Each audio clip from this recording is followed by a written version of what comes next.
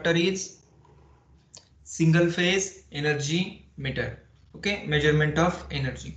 So first topic is single phase energy meter. So this is induction type energy meter and its construction is as shown in the figure. Okay, so तुमच्या घरात पण energy meter असेल बरोबर.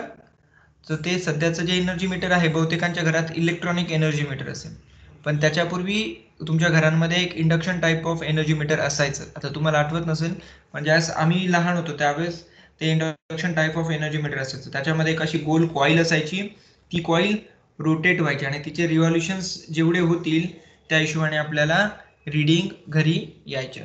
Okay, so त्या टाईपचं जे energy meter आहे ते आपण इथे शिकणार आहोत. आपल्या लॅबमध्ये पण आहे, तुम्ही ज्यावेळेस एक्सपेरिमेंटला येशाल त्यावेळेस तुम्हाला मी ते दाखवेल, induction type of energy meter. So त्या इंडक्शन टाईप ऑफ एनर्जी मीटरचं कन्स्ट्रक्शन काय आहे, वर्किंग काय आहे ते आपण आज बघणार आहोत. ओके, सो सगळ्यात पहिले आपण इंडक्शन टाईप ऑफ जे काय हे एनर्जी मीटर आहे, पहिले सिंगल फेज आपण बघू आणि मग नंतर 3 फेज बघू. सो त्याचं कन्स्ट्रक्शन आपण पहिल्यांदा बघू. So there are 4 main parts of this single phase energy meter. First is driving system, second is moving system, third is braking system, and fourth is registering system. Okay, so driving system, it consists of 2 electromagnet. driving systems मध्ये काय असतात, 2 electromagnets असतात. Okay, आणि ते काय आहे, these electromagnets are laminated with silicon steel material. Okay, हे काय आहेत, लॅमिनेटेड आहेत आणि कशापासून बनलेले आहेत हे लॅमिनेशन, सिलिकॉन स्टील पासून बनलेले आहेत आणि त्यांच्यामध्ये मायका आपण ऍज अ लॅमिनेशन म्हणून वापरलेला आहे. ओके, सो आता आपण पहिले शंट मॅग्नेट बघू. सो तुम्हाला हे जे काही वरती दिसतं आहे ते शंट मॅग्नेट आहे.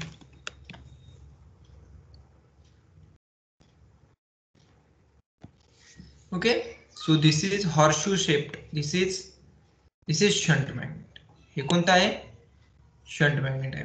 ओके, सो त्याचा हा जो सेंट्रल लिंप आहे याच्यावरती आपण ती शंट कॉईल काय केली आहे, प्लेस केलेली आहे. ठीक आहे, सो हा जो शंट मॅग्नेट आहे, नावावरतूनच समजतं शंट म्हणजे काय, पॅरलल. तो ही जी काही कॉईल आहे शंट कॉईल, ती आपण कशी जोडली आहे, पॅरलल मध्ये जोडली आहे. हा लोड आहे बघा, एसी सप्लाय म्हणजे आपण इथून सप्लाय घेतला आणि हा इकडे लोड दिसतोय, तुम्हाला दिसतोय हा लोड, हा लोड आहे. ओके, सो आपण त्या लोडच्या पॅरलल मध्ये ही शंट वाइंडिंग जोडतो. शंटचा अर्थ काय, पॅरलल. ठीक आहे, सो अशी येईल इथे जोडेल आणि इथे आपण ती वाईल जोडली. ठीक आहे, सो शंट मॅग्नेट आपण कसा जोडला आहे, पॅरलल मध्ये. ओके, आणि या शंट मॅग्नेट वरती जी कॉईल आहे शंट कॉईल, तिलाच आपण अजून दुसरं नाव पण काय दिलं आहे, प्रेशर कॉईल. ओके, आणि ही जी प्रेशर कॉईल आहे ही आपण काय केली आहे, प्युअरली इंडक्टिव्ह ठेवली आहे. काय केली आहे, प्युअरली इंडक्टिव्ह, म्हणजे याच्या अक्रॉस जो काही करंट पास होईल तो आपला जो काही व्होल्टेज आहे व्ही, त्याच्यापासून एक्झॅक्टली 90 डिग्रीने लॅगिंग करेल. आपण कॉईलच प्युअरली इंडक्टिव्ह घ्यायचा प्रयत्न केला आहे आणि ती प्युअरली इंडक्टिव्ह असं आपण ॲझ्युम केला आहे. आणि तिचा इंडक्टन्स, कारण की कसं कोणती पण कॉईल आली तर तिला काय असतं, थोडाफार तर काहीतरी रेझिस्टन्स येणारच आहे बरोबर. सो तो काही रेझिस्टन्स आहे त्याच्यामुळे ती प्युअरली इंडक्टिव्ह राहत नाही आणि त्याच्यामुळे सिस्टम मध्ये आपल्या एनर्जी मीटर मध्ये एरर येतो. तो एरर होऊ नये म्हणून आपण काय केलं आहे की ह्या कॉईलचा आपल्याला इंडक्टन्स वाढवता आला पाहिजे, म्हणून आपण काय केलं आहे, इथे हे कॉपर शेडिंग बँड्स टाकलेले आहेत. दिसत आहेत तुम्हाला ब्ल्यू कलरचे कॉपर शेडिंग बँड्स, ते कॉपर शेडिंग बँड्स आपण त्याच्यामध्ये टाकलेले आहेत. आता ह्या कॉपर शेडिंग बँडमुळे काय होतं की जो कॉईलमुळे प्रोड्यूस होणारा इंडक्टन्स होता तो वाढतो, म्हणजे कॉईलमुळे जो काही फ्लक्स तयार होत होता तो वाढतो, कारण की ह्या कॉपर शेडिंग बँडमुळे पण फ्लक्स तयार होतो. म्हणून रिझल्टंट जो फ्लक्स आहे त्याची व्हॅल्यू काय होते, वाढते आणि त्याच्यामुळे काय होतं की इंडक्टन्स कॉईलचा वाढतो. समजलं, आणि आपल्याला कॉईल काय करायची, हायली इंडक्टिव्हच करायची. ठीक आहे, नेक्स्ट काय आहे, सिरीज मॅग्नेट. हे खाली दिसत आहे तुम्हाला, हे सिरीज मॅग्नेट आहे, दिसत आहे तुम्हाला. ओके, तो सिरीज मॅग्नेट वरती कोणती कॉईल असेल, करंट कॉईल असते. ओके, शंट मॅग्नेट वरती प्रेशर कॉईल, सिरीज मॅग्नेट वरती करंट कॉईल. आता याला सिरीज मॅग्नेट म्हटलंय म्हणून हा आपण लोडच्या काय केलाय, सिरीज मध्ये जोडलाय. बघा हा इथे लोड आहे आणि त्याच लाईन मध्ये पुढे आपण काय जोडलेलं आहे, करंट कॉइल जोडलेली आहे. म्हणजे मध्ये जोडला. सिरीज म्हणजे काय, जे दोन गोष्टी आपण सिरीज मध्ये जोडला असं काय दोघांमधून सेम करंट पास होतो तेव्हा त्याला काय म्हणायचं, सिरीज. बघा मधून जो काही करंट पास होईल असा तोच पुढे आपण कशातून, सिरीज आपल्या ह्या करंट कॉइल मधून पास होत आहे. दिसतोय तुम्हाला, ठीक आहे. सो हे काय आहे, सिरीज मॅग्नेट, ठीक आहे. आणि ही काही शंट जो मॅग्नेट आहे हा शंट मॅग्नेट, आणि हा खाली काय आहे, सिरीज मॅग्नेट. या दोघांमध्ये जो काही हा एअर गॅप आहे त्या एअर गॅप मध्ये आपण ही एक अल्युमिनियम डिस्क ठेवली आहे. दिसते आहे ही अल्युमिनियम डिस्क, ही अल्युमिनियम डिस्क आपण त्याच्यावरती ठेवलेली आहे. ओके, आता ही कोणती सिस्टम झाली आपली, ड्रायव्हिंग सिस्टम. आता आपण दुसरी सिस्टम बघणार आहोत. दुसरी सिस्टम कोणती, मूव्हिंग सिस्टम, ठीक आहे. मूव्हिंग सिस्टम मध्ये काय येतं, अल्युमिनियम डिस्क येते आणि काय येतं, स्पिंडल. ओके, नेक्स्ट आहे कंट्रोलिंग किंवा त्याला आपण ब्रेकिंग कंट्रोलिंग सिस्टम म्हणूया. सो कंट्रोलिंग सिस्टम साठी आपण काय वापरलं आहे, इथे ब्रेकिंग मॅग्नेट वापरला आहे. हा दिसतोय breaking magnet. Okay, C shaped magnet आपण त्याच्यासाठी वापरला आहे. ओके, आता हे अल्युमिनियम आहे ही due to flux produced by shunt magnet and series magnet, याच्यामुळे काय होईल, ही अल्युमिनियम डिस्क काय होईल, रोटेट होईल, अशी अशी गोल गोल गोल गोल गोल गोल रोटेट होईल. आणि ह्या मॅग्नेट मधूनच ती रोटेट होईल ना, बरोबर. सो ह्या मॅग्नेटमुळे काय होईल, एक फ्लक्स तयार झालेला असेल इथे, ठीक आहे. ही परमनंट मॅग्नेट, याच्यामुळे काय तयार, फ्लक्स तयार, आणि ही अल्युमिनियम डिस्क रोटेट होते आहे. सो काय आहे, conductor is rotated in magnetic field. So काय होईल, त्याच्यामुळे काय होईल, आणि EMF is produced in the conductor. म्हणजे ह्या ब्रेकिंग मॅग्नेटमुळे याच्यामध्ये ईएमएफ प्रोड्यूस होईल, कशामध्ये, डिस्क मध्ये. आणि त्या ईएमएफचं नेचर काय असेल, it will oppose its cause, आणि त्याचा कॉज काय आहे, rotation of the aluminium disc. म्हणून जे काही प्रमाणात रोटेशन असेल त्या प्रमाणात याच्यामध्ये काय तयार होईल, कंट्रोलिंग टॉर्क तयार होईल. कशामध्ये, या अल्युमिनियम डिस्क मध्ये, due to this braking magnet. Okay, आणि मग तो काय करेल, कंट्रोलिंग टॉर्क प्रोड्यूस करेल. बाकीच्या मीटर्स मध्ये तुम्ही बघितलं असेल, पीएमएमसी मीटर मध्ये वगैरे आपण तिथे स्प्रिंग वापरले होतात कंट्रोलिंग टॉर्क प्रोड्यूस करण्यासाठी. या केस मध्ये आपण कंट्रोलिंग टॉर्क कशापासून प्रोड्यूस करतोय, ब्रेकिंग मॅग्नेट पासून प्रोड्यूस करतोय, ठीक आहे. आणि लास्ट सिस्टम आहे रजिस्टरिंग सिस्टम और रेकॉर्डिंग मेकॅनिझम. हे जे काही रेकॉर्डिंग मेकॅनिझम आहे, it is fitted on spindle and it consist of pinion which engages the gear train which drives the number of plates on the dial. म्हणजे याच्यावरती काय आपण एक रेकॉर्डिंग मेकॅनिझम जोडला आहे. त्याच्याने काय होतं की जे तुम्ही आकडे आहेत, म्हणजे तुमच्या मीटरवरती जे रीडिंग दिसत आहेत ते गोल गोल गोल गोल फिरतात. आता सध्या डिजिटल आहे तुमच्या मीटरमध्ये, ते तुम्हाला दिसणार नाही. म्हणजे जुने इंडक्शन मीटर होते जे मी लॅबमध्ये तुम्हाला दाखवणार आहे नंतर, त्याच्यामध्ये काय असतात, असे गोल गोल नंबर्स असतात 1 to 10 चे. आणि हे जे काही रेकॉर्डिंग मेकॅनिझम आहे ते आकडे त्या डायल वरती काय करतात, रोटेट करतात अकॉर्डिंग टू रीडिंग्स, ठीक आहे. सो आता आपण त्याचं कन्स्ट्रक्शन बघितलं आहे. सो कन्स्ट्रक्शन मध्ये मेन कोणकोणते पार्ट्स आहेत, एक शंट मॅग्नेट आहे, त्याच्यावरती प्रेशर कॉइल जोडली आहे, त्याच्यावरती करंट कॉइल जोडली आहे, एक अल्युमिनियम डिस्क आहे, आणि त्याच्यासाठी एक ब्रेकिंग मॅग्नेट दिला आपण कंट्रोलिंग टॉर्क प्रोड्यूस करण्यासाठी. हा काय सेंटरला स्पिंडल आहे. ओके, हे ज्वेल्ड बेरिंग्स आहेत, आणि इकडे वरती आपण रेकॉर्डिंग मेकॅनिझम टाकलेला आहे. Okay, so this is what. Sir एकदा मूव्हिंग सिस्टम सांगा ना पण. काय मूव्हिंग सिस्टम एकदा परत सांगा. कोणती system, moving system. Moving system म्हणजे काय, सिम्पली हे जे आपलं काही अल्युमिनियम डिस्क आहे ती रोटेट होणार आहे. ते आपण वर्किंग मध्ये शिकणार आहोत की ती अल्युमिनियम डिस्क कशी रोटेट होईल, तिच्यावरती कोणकोणते फ्लक्सेस ऍक्टिंग होईल वगैरे. सध्या मूव्हिंग सिस्टमचे पार्ट्स कोणकोणते आहेत, फक्त कन्स्ट्रक्शन बघा तुम्ही. कन्स्ट्रक्शन मध्ये सिस्टमचे पार्ट्स कोणते आहेत, अल्युमिनियम डिस्क, ही जी दिसते ना तुम्हाला, दिसते तुम्हाला व्हायलेट कलरची, ही अल्युमिनियम डिस्क आहे, आणि हा स्पिंडल आहे ग्रीन कलरचा व्हर्टिकल, दिसतोय का. हो सर. हे दोघं त्याचा पार्ट आहेत. हे अल्युमिनियम डिस्क काय केली आपण, स्पिंडल वरती फिक्स केली आहे, रेक्टँग्युलर, यांनी याला फिक्स केली आहे. म्हणून जर अल्युमिनियम डिस्क फिरली तर स्पिंडल पण फिरेल आणि या स्पिंडलला वरती आपण इकडे काय केलंय रेकॉर्डिंग मेकॅनिझम जोडली आहे. त्याच्यामुळे आपली एनर्जी काय होईल ती तिकडे रेकॉर्ड. ओके ठीक आहे. आता आपण वर्किंग बघूया मग तुम्हाला मुव्हिंग सिस्टम अजून चांगली समजेल. Working of energy meter. Okay so आता हे काही शंट मॅग्नेट आहे त्याच्यातून आपण तिथे प्रेशर कॉइल जोडली आहे. त्या प्रेशर कॉइल मुळे काय होईल काहीतरी फ्लक्स इथे प्रोड्यूस होईल आणि या करंट कॉइल मुळे पण काहीतरी फ्लक्स प्रोड्यूस होईल. ओके स्वतः हे कोणतं आपण एनर्जी मीटर कशासाठी वापरतो आहे. हा सप्लाय कोणता आहे बघा एसी सप्लाय आहे. कोणता सप्लाय आहे एसी सप्लाय. एसी म्हणजे काय अल्टरनेटिंग. अल्टरनेटिंगचा अर्थ काय चेंजिंग. ओके सो हा एसी सप्लाय असल्यामुळे ही जी मॅग्नेटिक फील्ड प्रोड्यूस होते प्रेशर कॉइल आणि करंट कॉइल मुळे हिचं नेचर काय असेल चेंजिंग. ओके आणि त्याच्यामध्ये आपण काय ठेवलं आहे हा कंडक्टर ठेवला आहे. डिस्क म्हणजे काय अल्युमिनियम डिस्क म्हणजे काय conductor. Okay when a conductor cuts magnetic field and EMF is produced in the conductor. बरोबर ना. Yes sir. ठीक आहे. तर हा डिस्क मध्ये काय होतो ईएमएफ प्रोड्यूस होतो आणि त्या ईएमएफ काय करेल इट अपोजेट्स इट्स कॉज.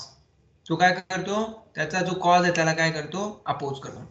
आता याच्यामध्ये ईएमएफ कशामुळे प्रोड्यूस झाला ह्या ज्या मॅग्नेटिक फील्ड होत्या ह्या काय चेंजिंग आहे. ओके म्हणून ते जे काही त्यांचं चेंजिंग नेचर आहे त्याच्याप्रमाणे डिस्क स्वतःला रोटेट करायचा प्रयत्न करते. हा काय इंडक्शनचा प्रिन्सिपल आहे. ओके सो तुम्ही फक्त एवढं लक्षात ठेवा की due to interaction between the shunt magnetic field and series magnetic field aluminium disc starts rotating. Okay so ही अल्युमिनियम डिस्क काय करते रोटेट व्हायला स्टार्ट करते. आता एनर्जी जी आहे ती आपल्याला एका इन्स्टंटची एनर्जी नको आहे आपल्याला ओव्हर द पिरियड ऑफ टाइमची एनर्जी आहे म्हणून आपण याला रेकॉर्डिंग टाईप केलेलं आहे. समजलं. म्हणून जेवढ्या जास्त अल्युमिनियमच्या डिस्कच्या रिव्होल्युशन्स होतील तेवढं जास्त काय होतील एनर्जी कन्झम्पशन होईल. तुम्ही जर एनर्जी जास्त कंझ्युम करत असलात म्हणजे समजा लोडची व्हॅल्यू जास्त आहे तर ही डिस्क जोरात फिरेल एकदम. समजा लोडची व्हॅल्यू कमी आहे तर ही डिस्क काय होते हळूहळू फिरेल. समजलं. म्हणजे जर तुम्ही समजा 4 बल्ब लावले तर एका तासामध्ये 100 रिव्हॉल्युशन्स होतील आणि तुम्ही जर एकच बल्ब लावलाय तर एका तासामध्ये फक्त 25च रिव्हॉल्युशन्स होतील. समजलं. असं त्याचं आपण काय केलंय त्याला वर्किंग दिलेलं आहे. ठीक आहे सो आता ह्या डिस्क वरती काय काय ऍक्ट होते मला सांगा. एक काय आहे याच्यामुळे प्रेशर कॉइल मुळे तयार होणारा फ्लक्स त्याला आपण काय म्हणू five PC. PC stand for pressure coil. आणि दुसरा कोणता फ्लक्स ऍक्ट होतोय flux produce by current coil त्याला आपण काय म्हणू फाय सीसी. समजलं. सो याच्यामध्ये जो काही टॉर्क प्रोड्यूस होतोय कशामध्ये अल्युमिनियम डिस्क मध्ये आपण त्याला नाव देऊ TD. This TD torque is directly proportional to the flux produced by the pressure coil and flux produced by the current coil.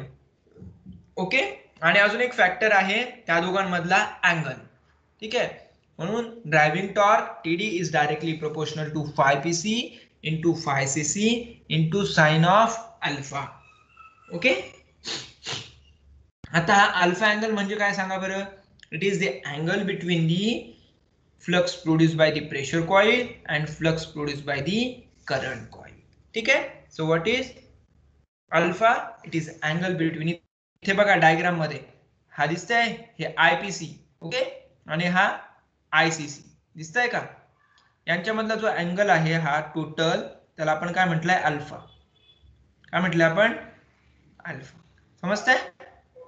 IPC आणि ICC flux is always in phase with the current हे लक्षात ठेवा. म्हणून हा जो ICC आहे त्याच्यामध्येच 5cc असेल आणि IPC आहे त्याच्याच फेज मध्ये काय असेल 5pc असेल. ठीक आहे म्हणून 5pc आणि 5cc मधला अँगल पण काय आला अल्फा. हे समजलं का.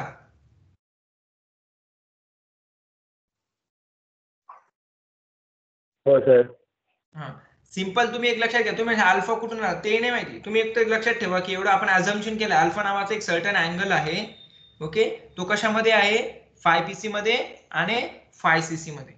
ठीक आहे त्याची व्हॅल्यू दरवेळेस चेंज होईल. अल्फाची व्हॅल्यू कधी 30 असेल कधी 20 असेल कधी 50 असेल कधी 100 असेल ते माहिती नाही पण आपण काय कन्सिडर केलंय त्याला आपण नाव दिलंय अल्फा. ओके असिस्टंटला अल्फा त्याचं नाव आहे. ठीक आहे म्हणून त्याला आपण रिप्रेझेंट केलेलं आहे. ठीक आहे सो आता हा जो काही 5pc आहे आणि हा 5cc आहे इकडे बघा हा 5 पीसी म्हणजे काय आहे, flux produce due to pressure coil. Okay, आणि 5 सीसी काय आहे, flux produce due to current coil. आता ही जी काही प्रेशर कॉइल आहे ही आपण कशामध्ये जोडली आहे, पॅरलल मध्ये जोडली आहे. कशामध्ये जोडली आहे, पॅरलल मध्ये. म्हणून हा जो लोड आहे त्याचा जो व्होल्टेज आहे त्याच्या अक्रॉस व्होल्टेज व्ही, समजलं. म्हणून this pressure coil flux is dependent upon this load voltage and this current coil flux 5 cc is proportional to the current flowing through this load. समजलं. कारण की हा शंट मध्ये जोडलाय म्हणून it is proportional to the voltage, आणि हा series मध्ये जोडलाय म्हणून it is proportional to the current. Okay, therefore 5 cc is directly proportional to ICC and 5 pc is directly proportional to the VPC. समजलं.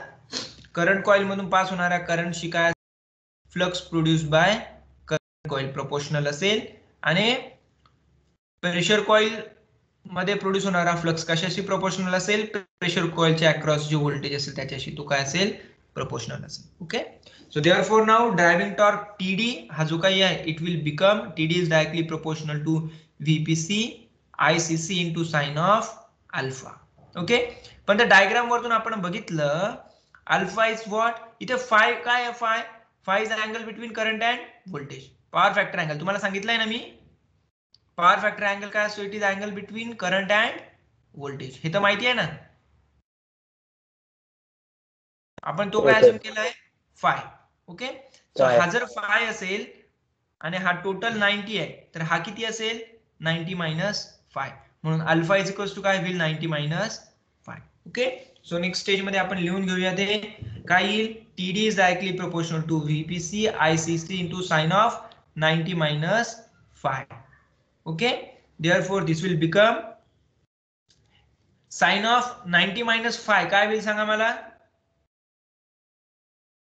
cos phi. cos phi. Okay, so therefore driving torque TD is directly proportional to VPC ICC into sine of 90 minus phi. Next, TD is directly proportional to VPC ICC into cos of phi. But this VPC ICC into cos of phi ही कोणती power आहे, ही कोणती power आहे, active power आहे. कोणती power आहे, हा पॉवरचा formula, active पॉवरचा फॉर्म्युला, बरोबर ना, V into I into cos of phi. हा कसला पॉवर आहे, पॉवरचा फॉर्म्युला आहे, बरोबर ना. So therefore TD is directly proportional to this power. समजलं का. Therefore driving torque is directly proportional to the power consume by the load. इथपर्यंत समजलं का तुम्हाला. Yes sir. ठीक आहे, आपण next. So driving torque is also proportional to the rate of change of flux, that is speed of aluminum disc. मी तुम्हाला सांगितलं की जेवढा जास्त टॉर्क असेल तेवढी जोरात काय होईल, ती डिस्क रोटेट होईल. हे तर तुम्हाला जनरलच माहिती आहे, बरोबर ना. तुम्ही जेवढा जोरात एखादा समजा झोका आहे त्याला जेवढा जोरात तुम्ही फोर्स देशाल तेवढा जोरात तो मूव्ह होईल ना, बरोबर आहे की नाही. तुम्ही जेवढी जोरात सायकलचा पॅन्डल मारशाल तेवढी जोरात ती सायकल फास्ट रन होईल, बरोबर. तसंच डिस्क वरती जेवढा जास्त टॉर्क असेल तेवढी जोरात काय होईल, ती डिस्क फिरेल, बरोबर. So therefore this torque TD is directly proportional to the speed. N stands for the speed of the aluminum disc, बरोबर. सो आता आपण याला काय करू, इक्वेशन 1 आणि इक्वेशन 2. इक्वेशन 1 मध्ये काय, TD is directly proportional to P, आणि इक्वेशन 2 मध्ये काय आहे, TD is directly proportional to N.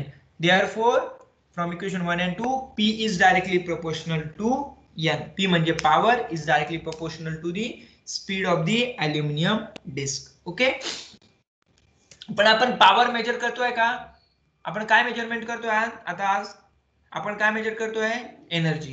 काय मेजर करतोय आज आपण, कोणतं मेजरमेंट शिकतोय, एनर्जी मेजरमेंट शिकतोय, ठीक आहे ना. एनर्जीचा फॉर्म्युला काय मग सांगा मला, in terms of power. Energy is equals to power into time. काय आहे, पॉवर इंटू टाइम, ठीक आहे ना, पॉवर इंटू टाइम. म्हणून आपल्याला काय करावं लागेल, इथे पॉवरला टाइमने मल्टिप्लाय करावं लागेल, ठीक आहे. So multiplying with time on both sides of the equation. So हे काय बनेल, P into t is directly proportional to N into t. So आता काय आहे, P इंटू टी म्हणजे काय आहे, P इंटू टी म्हणजे काय सांगा, energy is directly proportional to N काय आहे, speed of the aluminium disc into time म्हणजे काय, सेकंड्स मध्ये. ठीक आहे. So this will become energy is directly proportional to number of revolutions of disc in the time T. समजलं. So एका certain time मध्ये, सपोज मी त्याला 1 तास घेतला, तर 1 तास मध्ये किती एनर्जी त्या लोडने कंझ्युम केली आहे त्याची व्हॅल्यू काय असेल, it is equals to the number of, which it will be directly proportional to the number of revolutions of the disk. समजलं. सो हे आपलं काय फायनल डेरिवेशन आहे. Energy is directly proportional to the number of revolutions of the disc. समजलं का तुम्हाला.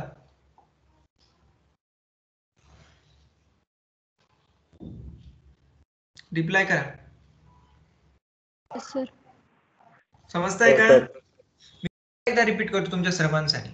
ठीक आहे ना. डेरिवेशन परत एकदा रिपीट करतो, तुम्ही आता लक्ष द्या परत. आपलं हे सिंगल फेज एनर्जी मीटर आहे, बरोबर. याच्यामध्ये ही कोणती कॉईल आहे, शंट कॉईल. ओके. आणि ही कोणती कॉईल आहे, सेरीज. ओके. आता शंट कॉईल मुळे एक फ्लक्स तयार होईल, त्याला आपण काय नाव देऊ, phi-pc. आता ही काय शंट मध्ये म्हणजे पॅरलल मध्ये जोडली आहे, म्हणून हिच्यामुळे तयार होणारा flux is directly proportional to काय असेल, तिच्या अक्रॉस जे काही व्होल्टेज आहे त्याच्याशी प्रोपोर्शनल असेल. ओके. तसंच ही काय आहे, करंट कॉईल. तुम्ही ऑलरेडी वॅटमीटर आपण शिकलेलं आहात. वॅटमीटरचं रीडिंग काय असतं सांगा बरं. It is equals to W is equals to current across current coil into voltage across pressure coil into cos of angle between current coil and voltage coil. समजलं ना. तसंच आहे इथे पण बघा, ही जी काही शंट प्रेशर कॉईल आहे तिच्यामुळे तयार होणारा जो काही फ्लक्स आहे phi-pc, त्याला आपण नाव दिलं आहे, it will be directly proportional to the voltage across pressure coil. Okay. आणि जी ही करंट कॉईल आहे, it will be directly proportional to the, त्याच्यामुळे तयार होणारा जो काही फ्लक्स आहे phi-cc, it will be directly proportional to the current flowing through the current coil. ठीक आहे. आता ह्या गोष्टी समजल्या तुम्हाला. सो आता हा जो काही टॉर्क टीडी आहे, it will be directly proportional to the this flux produced by the pressure coil, flux produced by the current coil and sin of angle between the pressure coil and current coil. ठीक आहे. तो आता मी तुम्हाला सांगितलं phi-cc is directly proportional to ICC and phi-pc is directly proportional to the VPC. So आता हे जे काही ICC आहे त्याला आपण इथे रिप्लेस करूया. phi-cc ला ICC ने रिप्लेस करू, phi-pc ला VPC ने रिप्लेस करू. ठीक आहे. सो ते काय होईल, driving torque TD is directly proportional to VPC into ICC into sine of alpha. ठीक आहे. आता ही जी काही फेजर डायग्राम आहे त्याच्यावरून अल्फाची व्हॅल्यू काय येते आहे, 90-phi. ठीक आहे. ती व्हॅल्यू आपण फक्त इथे पुट अप करूया. So therefore driving torque TD is directly proportional to VPC into IC into sine of 90-phi. आणि साइन ऑफ 90-phi काय असतो, कॉस ऑफ फाय. म्हणून हे काय झालं, VPC into ICC into cos of five. पण हा कशाचा फॉर्म्युला झाला, V into I into cos of phi. हा कशाचा फॉर्म्युला आहे, it is the formula for power.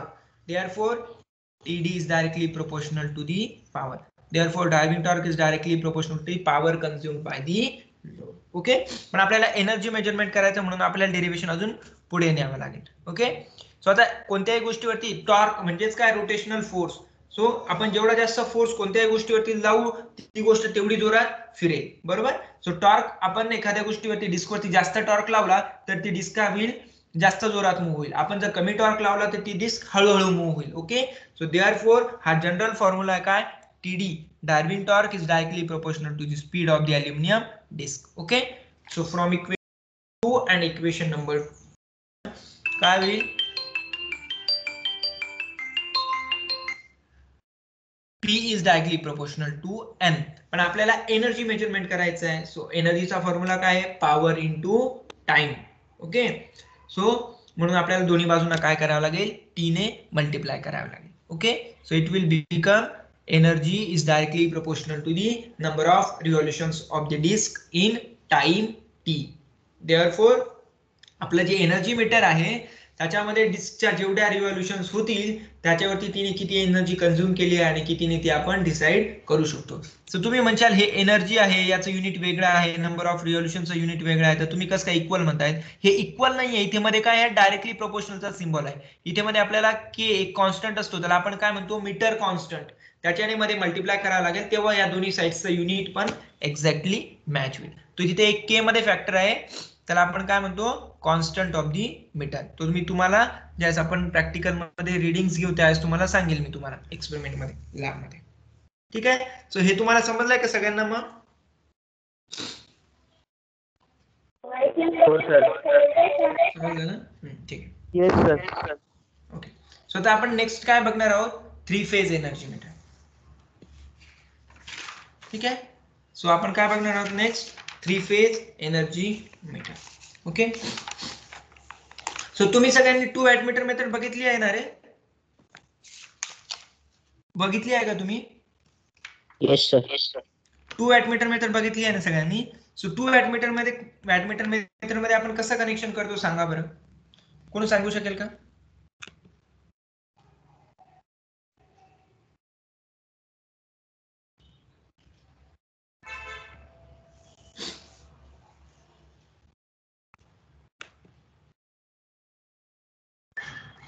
Star connection. हे बघा 2 वॅटमीटर मध्ये आपण मीटर कशी जोडतो? हे बघा असे समजा 3 लाईन्स आहेत, ही आर आहे, ही वाय आहे आणि ही बी आहे. तर आपण कसं कनेक्शन जोडतो? याच्यामध्ये काय दोन याच्यामध्ये काय जोडतो आपण? आपल्या करंट कॉइल, बरोबर आहे का? 2 फेज मध्ये दोन्ही वॅटमीटरच्या 2 करंट कॉइल 2 फेज मध्ये जोडून देतो. आणि दोघं प्रेशर कॉइल तिसऱ्या ह्याच्यात. हा, आणि पहिल्या वॅटमीटरची प्रेशर कॉइल त्याच्यामध्ये, ओके, आणि जो फेज मध्ये काही जोडले नाही त्याच्यामध्ये, बरोबर? असं करतो आपण. असं कनेक्शन करतो, माहिती आहे ना तुम्हाला? शिकलो ना आपण हे? येस. तर तिथे तेच केलेलं आहे 3 फेज वॅटमीटर मध्ये, समजलं? सो 3 फेज एनर्जी मीटर मध्ये काय केलंय आपण? सिंपल, आपल्याकडे 2 आपण काय केले सिंगल फेज एनर्जी मीटर घेतले आणि त्यांना आपण असं कनेक्शन केलं. जसं आता मी तुम्हाला 2 वॅटमीटर मध्ये दाखवलं होतं तसं कनेक्शन केलं. इथे बघा, हा काय 3 फेजेस आहेत, हा आर फेज आहे, ओके, हा वाय फेज आहे, ओके, आणि हा काय आहे बी फेज आहे, ओके. सो इथे कशा 2 कॉइल्स आहेत, एक कोणती? ही करंट कॉइल आहे आणि ही कोणती आहे? शंट कॉइल आहे. तसंच इथे पण काय आहे? ही कोणती कॉइल आहे? ही शंट कॉइल आहे, प्रेशर कॉइल म्हणतो आपण तिला, आणि ही दुसरी करंट कॉइल आहे. हा एक एनर्जी मीटर आहे, सिंगल फेज एनर्जी मीटर, आणि हा दुसरा सिंगल फेज एनर्जी मीटर आहे. समजलं का? आणि आता आपण काय केलं आहे? करंट कॉइल एका फेज मध्ये जोडली आहे, बघा दिसते इथे करंट कॉइल. तसंच इथे बघा, हे आर फेज मधून एक करंट कॉइल इथे जोडली आहे, दिसतंय? दिसलं का रे? हो सर. रिप्लाय करा. हा, दुसरी करंट कॉइल काय केली आपण? दुसऱ्या फेज मध्ये जोडली आहे, इथे बी फेज मध्ये जोडली आहे, बघा ती दिसतंय हो सर. डायरेक्टली. आर फेज मध्ये एक करंट कॉइल जोडली, बी फेज मध्ये एक करंट कॉइल जोडली, ओके. आता काय प्रेशर कॉइल, इथे बघा प्रेशर कॉइल काय केलंय? ज्या फेज मध्ये करंट कॉइल जोडली होती तिथून चालू केली आणि ज्या फेज मध्ये काहीच जोडलेलं नाही त्या फेज मध्ये जाऊन जोडली. इथे बघा, आता याच्यातून प्रेशर कॉइल आपण काढली, ओके, आर ची प्रेशर कॉइल काढली, ती याच्यात घेतली, आणि कोणत्या फेज मध्ये? ज्या फेज मध्ये काहीच जोडलेली नाहीये, कोणतीच करंट कॉइल जोडलेली नाही, तो फेज कोणता सांगा बरं या केस मध्ये? वाय. वाय, बरोबर. सो इथून काढली आणि आपण वायला नेऊन जोडली, बघा इथे वायला ती नेऊन जोडली आहे, दिसतंय? ओके, इथून ती संपली आहे, ओके. आता दुसरी करंट कॉइल कोणत्या फेज मध्ये जोडली आहे? इथे बी फेज मध्ये, दिसतंय का? हा, सो तिच्यामधून आपण काय केलं? प्रेशर कॉइल काढली, ती नेली, आणि ती दुसरी कुठे नेली? ज्या फेज मध्ये काही जोडलं नाही तिथे नेली, बरोबर आहे का? इथपर्यंत आली. हो सर. समजलं का तुम्हाला connection? Yes sir. 3 phase energy metre simple आहे, समजलं ना? 2 वॅटमीटर मेथड मध्ये जसं काही कनेक्शन केलंय आपण तसंच कनेक्शन तुम्हाला कशामध्ये करायचं आहे? 3 फेज एनर्जी मीटर मध्ये पण करायचं आहे. मी तुम्हाला परत एकदा व्यवस्थित डायग्राम काढून सांगतोय, 2 मिनिटं थांबा.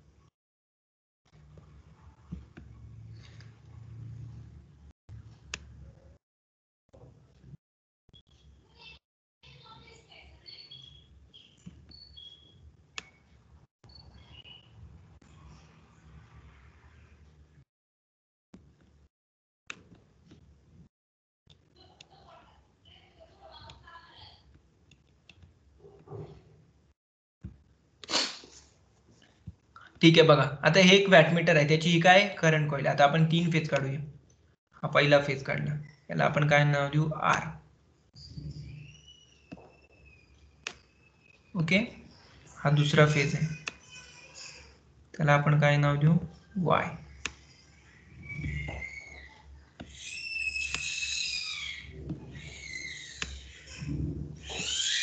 आता आपण तिसरा फेज काढू, त्याला काय नाव देऊ, बी.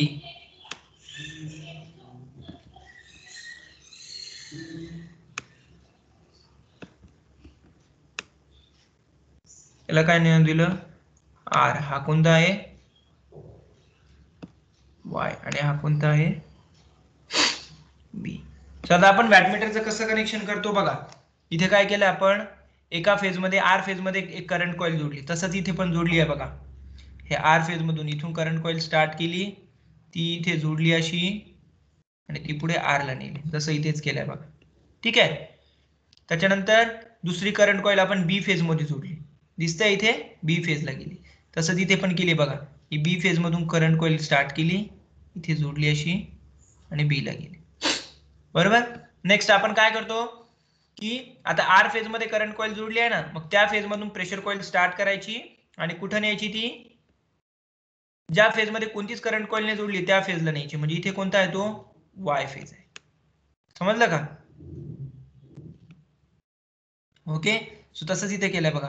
आर फेज मधून ही करंट कॉईल काढली आपण, इथे जोडली, आणि ती कोणत्या फेज मध्ये नेली, इथे वाय फेज मध्ये. ओके. सो इथे माझ्याकडनं काय बाय मिस्टेक काय झालंय, मी करंट कॉईल जोडायच्या ऐवजी काय जोडली आहे, इथे प्रेशर कॉईल जोडून टाकली आहे. त्याला रफ करतोय मी.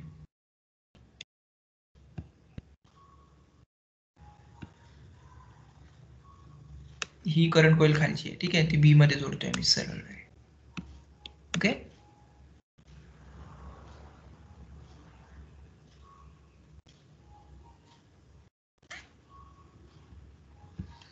ठीक आहे. आता ही प्रेशर कॉईल आपल्याला कुठे जोडायची आहे, ज्या फेज मधून करंट कॉईल केली तिथून, तर ज्या फेज मध्ये कोणतीच करंट कॉईल नाहीये त्याच्यामध्ये. तसंच इथे पण केलेलं आहे बघा. इथून आपण चालू केली बी पासून, ती इथे नेली, इथे ती जोडली, आणि इथपर्यंत आणली. समजलं का कनेक्शन. हो सर. सो 3 फेज एनर्जी मीटरचं वर्किंग हो जसं सर. 2 वॅटमीटर मेथड मध्ये होतं वर्किंग, तसंच वर्किंग 3 फेज एनर्जी मीटरचं पण असतं. समजलं. सो याच्यामध्ये फक्त तुम्हाला मेन काय एक्झाम साठी काय विचारलं जाईल, ही जी डायग्राम आहे तीच काढायला तुम्हाला एक्झाम मध्ये विचारली जाईल 3 फेज एनर्जी मीटरची. दुसरं काही विचारलं जाणार नाही. ठीक आहे. याचं वर्किंग सेम आहे, 2 वॅटमीटर मीटर सारखंच याचं वर्किंग आहे. ओके. ठीक आहे. सो तुम्हाला आज आहे ना उमरा मॅडमचं लेक्चर 11:15 वाजता आहे, 11:45 स्टार्ट होणार आहे. त्याच्यामुळे आज आपण आपलं लेक्चर थोडंसं लवकर स्टॉप करू. ठीक आहे. सो तुम्हाला काही डाऊट्स असतील तर विचारा मला. सर ते नोट्स लवकर दिलं तर. काय म्हटले, ते नोट्स नोट्स सेंड करणार होते. हो हो हो, नोट्स पाठवतो मी आज तुम्हाला, कारण की काय नाही, ते स्कॅनिंगलाच मला वेळ भेटत नाहीये, एक्झाम चालू आहेत ना त्याच्यामुळे. ठीक आहे, मी पाठवायचा प्रयत्न करतो आज. मला आठवण द्या परत एकदा तू. हा चालेल सर, मी तुम्हाला मेसेज करेन. मला